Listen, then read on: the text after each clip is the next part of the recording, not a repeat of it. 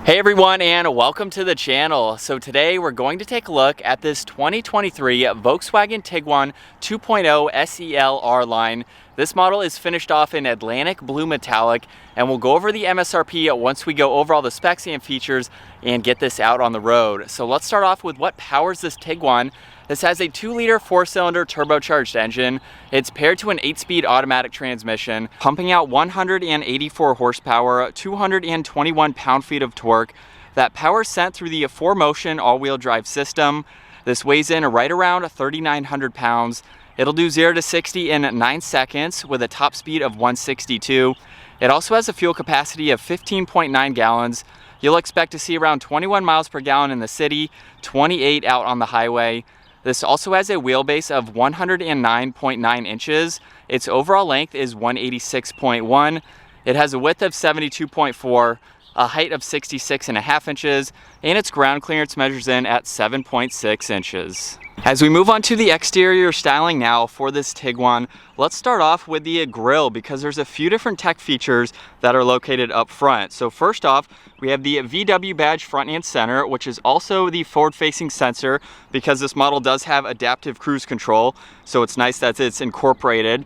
This has the R logo on that passenger side for the R-Line package, and it even has the LED lighting strip right in the middle section of that grille. Blends in very nicely with the rest of this grille. And then for the rest of it, we have chrome and a lot of cutouts to provide cooling to that engine. And you will notice too that the middle chrome strip goes all the way to the DRLs and the chrome strip and the headlight housing. So it flows nicely to these LED headlights, DRLs, and turn signals, of course. Now this does have a forward-facing camera. It's right in the bodywork, right in the middle of the bumper. There's also sensors up front, a lot more cutouts, and then you can see some gloss black accents and more chrome just to tie it in nicely. So while it has a lot of chrome, I think it works very well for the front end of this model. Now as we work our way to the side, this has the 20-inch wheels with the two-tone design to them. You can see the plastic fender arches, both front and rear, and then there's even more chrome lining the sides. So it's in the lower section there, surrounding all of the window trim. Now this has a two-tone design for these power folding side mirrors. They have a camera system and the turn signal. You will see that R trim badge just underneath that. This also has a full panoramic sunroof and then a very nice line right at the height of the door handles. It goes off of that R trim piece all the way back to these LED taillights, where this also has a body-colored spoiler with the integrated third brake light, wiper blade, backup camera, of course, with all these sensors, more chrome trim accents, as you can see, along with on both sides of that lower diffuser, and then the backup sensors are located down below as well. I think it has a very nice look to it, and this blue metallic gives it a fantastic look. It's definitely a nice color for this SUV. And this even has a towing capacity around 1,500 pounds, so you could hook up some smaller trailers if you really needed to. Now before we work our way to the interior, this does have remote start, so if I lock it and double tap on this button, it will fire right up. It's not loud or anything, of course. Then you can double tap that to shut it off if you need to. And then from there, we can unlock it. We can push on this button or the one to the left of that backup camera for the power operated liftgate to open up. Now this has a ton of space. You can see this flat surface where you can put a lot of items. There's even a cubby on that driver's side as well as over on the passenger side if you need to place some more items. And you can even lift up this floor. Underneath that reveals the spare tire, and then you could use this for additional storage space if you need to. You can throw in this cover underneath there too. So there are cutouts on both sides where you can place that underneath it to get that out of the way. And when you do that, you can also fold down the back seats to give yourself a lot more storage. I can actually do that from the back. So just pulling on that, you will hear that lock. And then of course you can do that with the other seat as well. So that gives you a lot more interior space to make this a practical SUV. There's also tie-down hooks, so you can safely secure any items that you have. Now you can use the key fob, or you can use that button up top for that to automatically close. Now as we work our way to the back seats, you cannot lock and unlock it from the back door handle. So you do have to have it already unlocked in order to enter this interior, where it has a nice door panel. You can see the leather with all the stitching. We have some Audi controls, so you will notice a lot of those are carried over There's the brush trim on the release handle, a little bit of storage in the lower section, and this even has the Fender audio sound system. Now as we work our way to the interior, you can see from this angle with that back seat down just how much more storage there is. Now in order to put this up, I do have to pull on this strap, and then from there it will release and I can lock that into place. Now you'll notice too that I have both of these seats in a different position. So they do actually slide forwards and backwards. So that is all the way forwards and then all the way back. You can also recline these by pulling on that tab too. You'll notice there is a little bit of storage in between the door and the seat, which is nice to see. And then we do have to step over and down for that door sill, but with the seat back and at 5'10", I have plenty of space. There's also storage pockets, air vents, some auxiliaries so you can charge electronics. And then as far as headroom goes, with this seat all the way up, I'm just up against the headliner, but if I grab that strap, I can recline slightly to give myself a little bit more headroom and a little bit more comfort. So it's very versatile depending on what you have in the back and how you want to sit while you're riding around in the back of this Tiguan. Now, right in the middle, if you don't have a middle seat passenger, you can fold down the armrest where you have some cup holder storage if you need to do that. And you can even fold down this middle seat independently. So if you have some longer items to pass through, you can do that, which makes it a lot more versatile. And as far as visibility goes, a little bit of a pillar there, but with the massive windows on both sides, it's really easy to see in all directions. And then we have that full panoramic sunroof, which we'll take another look at. Now you can lock the vehicle using this button here. I do like that it is blacked out versus chrome. It hides it much, much nicer. Now we have the similar door panel up front, along with all the extra window controls, side mirror adjustments, which are also heated. And then there's some brush trim and wood trim accents just behind that release handle.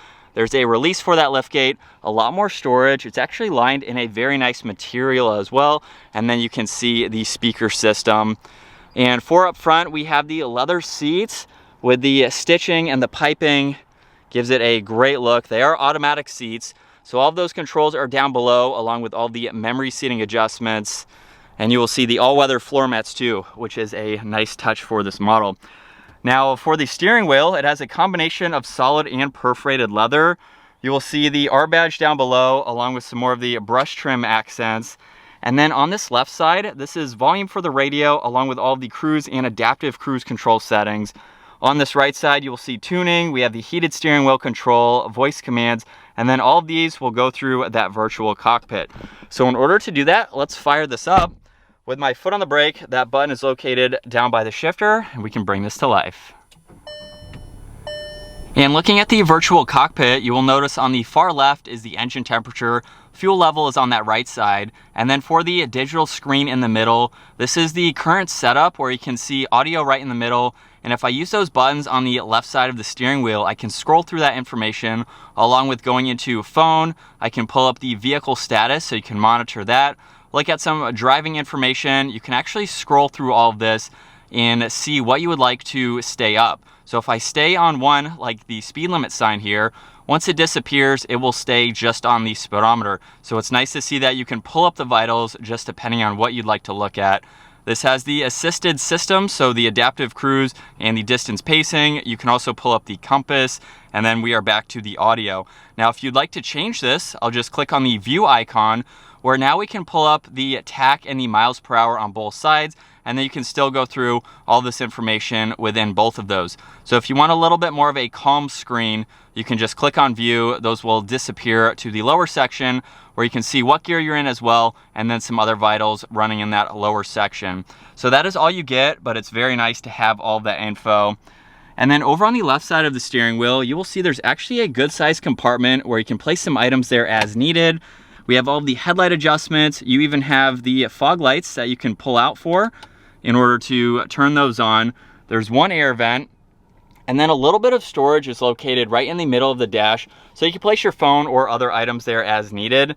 There's 2 air vents just underneath that. And then for this touchscreen system, I really like the fact that these are actually not buttons. These are integrated into the screen. All I need to do is just hover my finger and push slightly, and that will go into the icon that is shown there. So it has that haptic feedback to it, which is very nice, with the physical buttons for volume and tuning on that right side. But if I go into menu, we can pull up the icons here, where you can go into your radio, phone, go into your nav, some of the other settings within this, along with your climates, and then we have a few other icons. If I click on car, you can actually set what you would like to see in the digital gauge cluster there. So we have the distance and the range on both sides right now. You can go into different views, and when I click on these again, they actually change immediately in the infotainment or the gauge cluster there. So you can see those adjust, which is very nice depending on what you would like to see. On this left side, if I click on selection, now we can go into the driving data. So you can monitor all of this and just take a look at it as needed. So you have your short-term, long-term, and your driving distance. And then we can also go into the vehicle status. So you can monitor some of this information like the TPMS. Now if I click on off-road, you can actually pull up, you have your pitch and roll as well as your elevation, and then a vital on that right side for your engine temperature. So that way you can monitor all this info. If you happen to take this off-road, you can quickly pull that up. Now also on that right side, we have apps and navigation, so you can quickly get into that. And then shortcuts for radio, media, phone, and the voice commands are on this left side. So it's a very easy system to go through. I like how these are integrated. It gives it a really nice look. So if we work our way below that, this has heated and ventilated seats. So you have those adjustments, same type of controls as you saw up top. We have some defrosters in the middle, along with where you would like the air to go. When I push on that, it actually pops up top. So now you can actually use this screen and just push on that button once if you need to.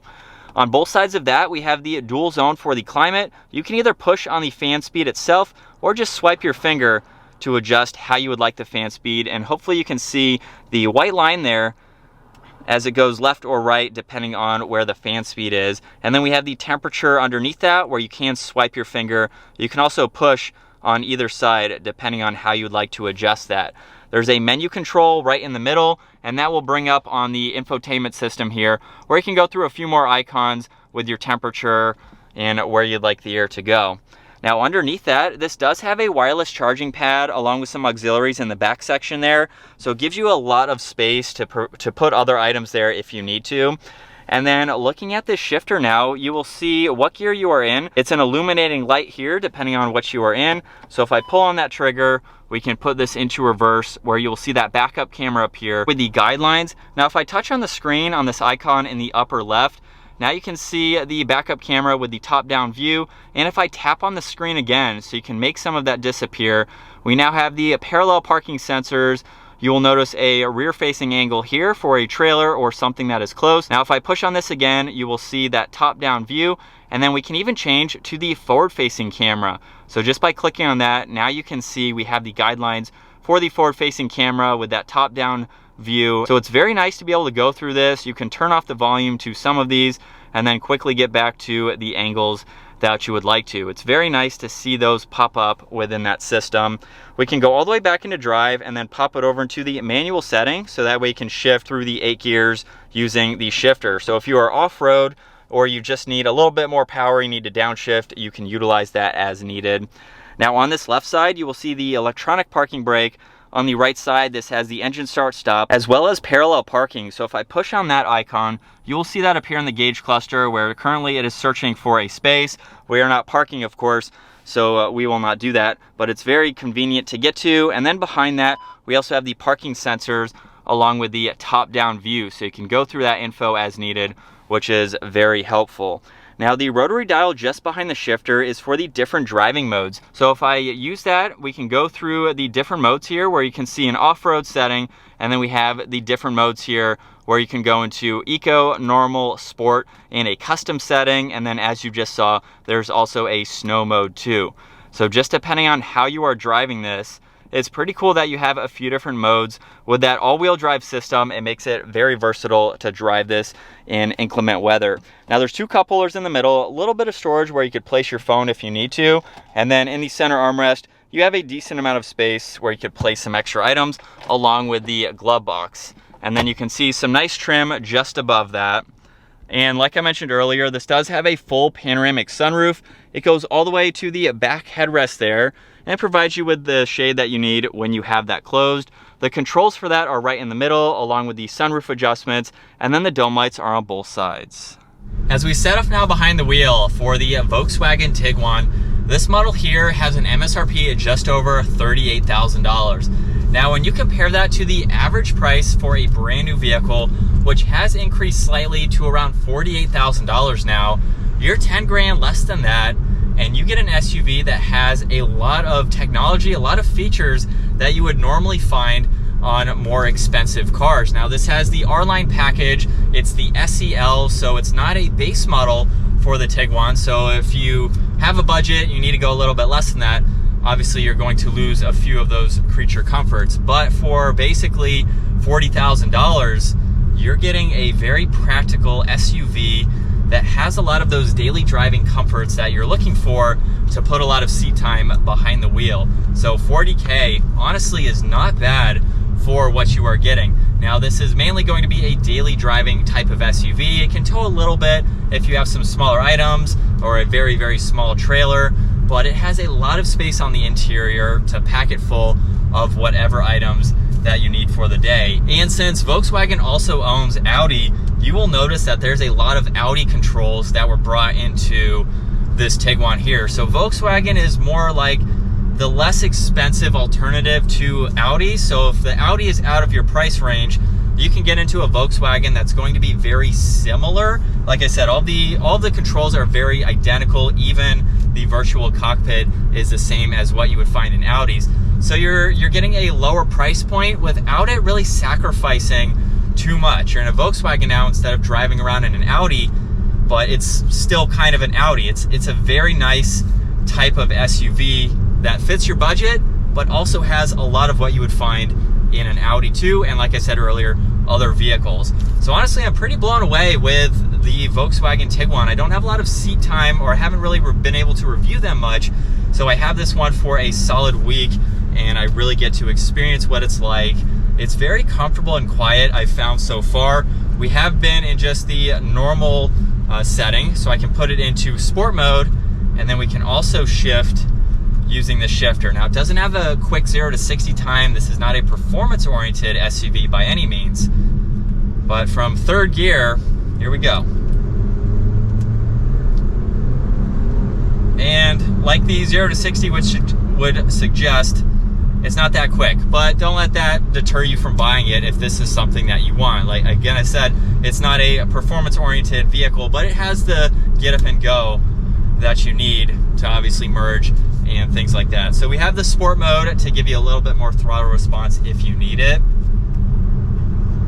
And I really like how this drives. Visibility is good, but it's also quiet. It's refined like an Audi would be, or is, but you get that in this Volkswagen here. I love the steering wheel. It's very similar to, again, what you would find in an Audi.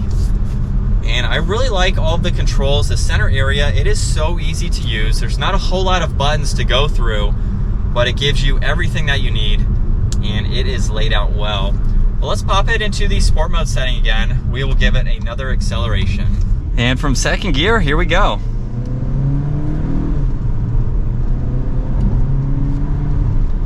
So a lot more adequate than the third gear acceleration that I did. I don't think I was really going the right speed for third gear. But we're up to speed just like that.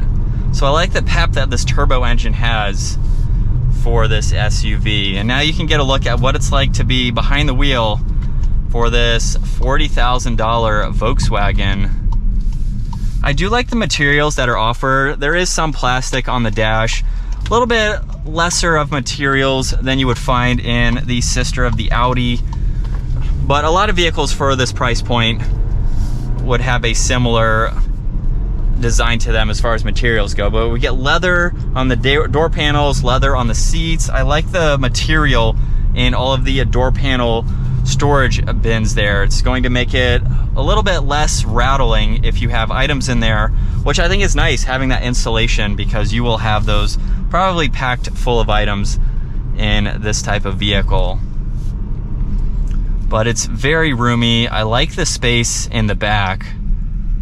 And there's really not much to downplay with this car. If you're looking for an affordable SUV, but you don't want a long list of technology items, this is perfect. It's a perfect blend with a brand new vehicle for that $40K price point or less, depending on the trim level that you go with. And then the options that you get with the technology. Audio system has been very nice as well. It's just a good interior, very solid feeling. And you're going to get a very reliable and dependable SUV that you can daily drive. But I think that is going to wrap it up for the all-new 2023 Volkswagen Tiguan SEL with that R-Line package. If you enjoyed today's video, give it a huge thumbs up. Consider smashing that subscribe button so you don't miss out on our daily uploads. And I will see you all in the next video.